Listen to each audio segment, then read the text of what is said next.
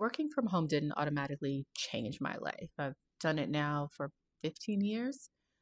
What it did was give me the space to build routines that did change my life. So if you're navigating work, life, and energy all at the same time, you are in the right space. Go ahead and hit that subscribe button. All right, so I had a solid morning routine that could not be shaken. Truthfully, could not be. I started the day with these three things on purpose. So, first was meditation. Um, Roughly 10-15 minutes. I have a couple of favorites, one being Dr. Chelsea Jackson Roberts from the Peloton app. There was another one who's really good from that app too, but I'd start the day with them. And then I would read. So typical meditation was about 10 minutes. Then I would spend about 10 to 15 minutes reading, kind of depended on what time or where I was in the book when my 10-minute timer went off, right? So I would certainly finish the section, which is how it ended up being 10 to 15 minutes.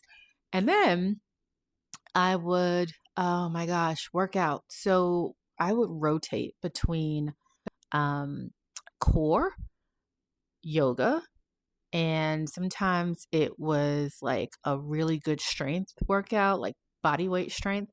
Sometimes I would grab weights. Sometimes I would do, rarely did I do cardio in the morning for whatever reason, just wasn't my thing. But some combination of those for about 10 to 15 minutes. So everything was like 10 to 15 minutes, and then 10 to 15 minutes. That was my morning without fail. And I remember, shout out to one of my amazing friends. She's like, "Oh, I want to do it with you. Let's work out together." And I was like, "Yay." And if she ever sees this, she's going to be like, but we're like, let's work out together. Okay, I'll Zoom and then we'll set it up. And then, like, it all sounded good until she was late. Or you're like, nope, gotta go. It's like, okay, can we push it to, nope, can't. There was no flexibility in that morning routine. And to this day, as I rebuild it in this new chapter of my life, new chapter being my kids are out of the house, there is no wiggle room. Like, this is my time. It is so sacred. And I understand the value of it for me. And so I didn't focus on doing everything, but I knew the things that added value to my day, to my success, to my ability to establish work-life integration for myself, right? So those are my things. That's how I started my day. Now let's talk about how I managed my energy. So I'm sure I'm not the only one in this case who knows when they hit a certain time of the day and things start to go downhill energy wise, like the afternoon slump, sometimes post lunch, and you're like, how do I get through the rest of the day? How do I get through the rest of the emails? For me, it was like, okay, I have afternoon phone interviews to conduct, or virtual interviews, whatever it was, to conduct with these candidates. I need to talk to this hiring manager.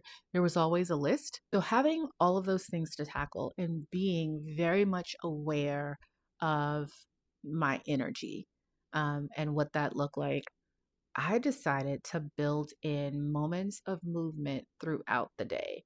So there were some standing yoga videos I used to love. Y'all, I'm a yoga fan. Um, some standing yoga videos I would tackle to get the body moving, right? Sometimes 10-15 minutes. Listen, you don't even have to stand. Truthfully, a good 10-minute sitting chair yoga session works wonders. But for me, I prefer to stand. And I had, prior to purchasing a standing desk, I would have these this thing that sat on my desk. I'm sure there's a word for it. It escapes me. But I would clip the sides. My job actually sent it to us. Clip the sides and lift it up so I could stand from time to time.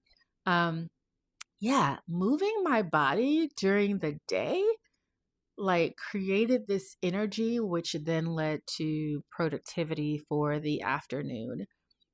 For the days I skipped, I could tell the difference. Y'all, it made a world of difference. So if you are in this remote work, work from home, work from anywhere, whatever it is, whatever, however you choose to label it, space, um, definitely consider either getting a standing desk. And I know one of the other things that I think are pretty cool, and I haven't purchased one of these yet, but it's those walking pads that you slide underneath the desk. I'm like, oh, that is cool. For me, I just get up and do a walking workout midday, or I do, again, that standing yoga, chair yoga, whatever it is, to kind of get that energy moving. It makes a world of difference. So we've talked about starting the day with intention, in a way that for me provided the foundation for a successful day, but recognizing that I'm also human, and post lunch slump, post PLS, let's call it that. That's real. And so being intentional about listening to those cues and moving your body midday to like get that energy going. So let's talk about the third thing that really made a difference and continues to make a difference in my remote work life. Planning, planning, planning. If you know me or have seen me over the years, I am a paper planner. My planner is over there, but I'm a planner girly at my core. I'm loving a couple right now. I don't mind sharing those in the description below. I've loved a couple for years. I'll share them too. But I am a planner girly. So being intentional about making sure I knew what my day looked like before I went to bed, and also in the morning after my routine, of course, I'd take some time and like, okay, what's on my list for today, right? What's priority? What's the priority for today?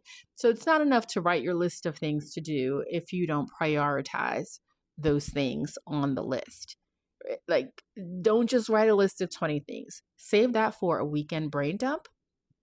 We won't make this a full planning video, but save that for a weekend brain dump. So for me, planning is not something I do under pressure. I do it because I understand the value of seeing the structure for my day and knowing, okay, if I do nothing else, executing on these top three, super important. And there were times where I only wrote three things in that planner. Everything else, listen, if I get to it, I get to it. I don't even want to see it. I'm just going to focus on my top three, and that is it. If there's space for something else, sure. But yeah, for me, it's the planner, right? Creating that structure for the day. I don't know what that is for you, right? But start giving it some thought. You don't have to become a paper planner or even a digital planner. I have those too.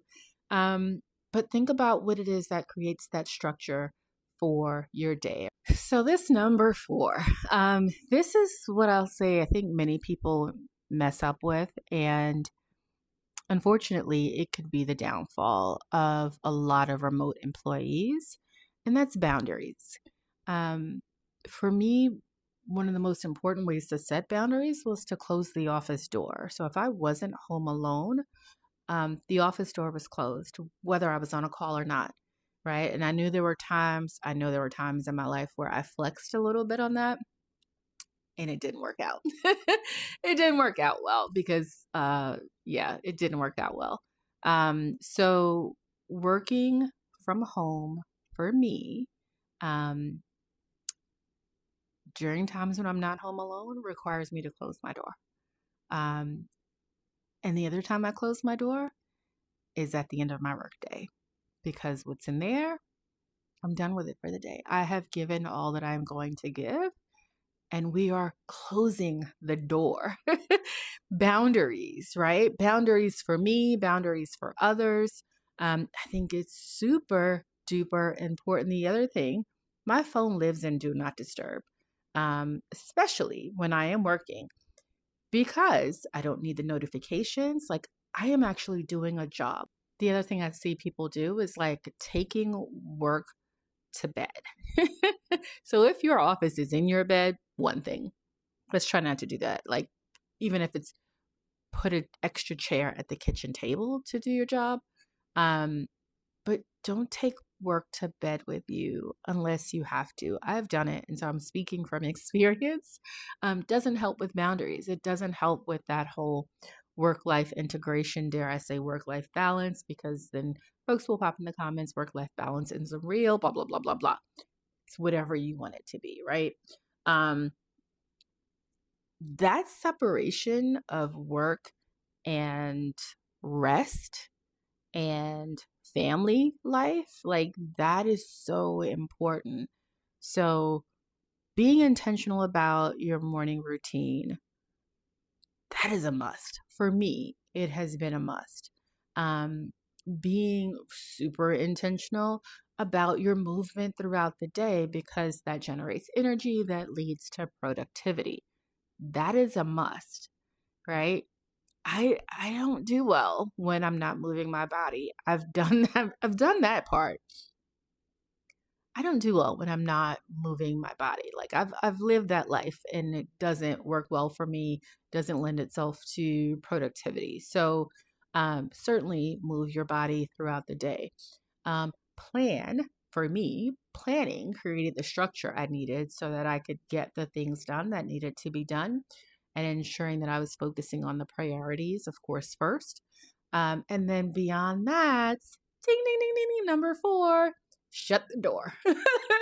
Shut the door. Listen, if this video resonates, my hope is that you will subscribe, like, share, follow, do all the things. And then, of course, have a fantastic rest of your day, and I look forward to seeing you soon.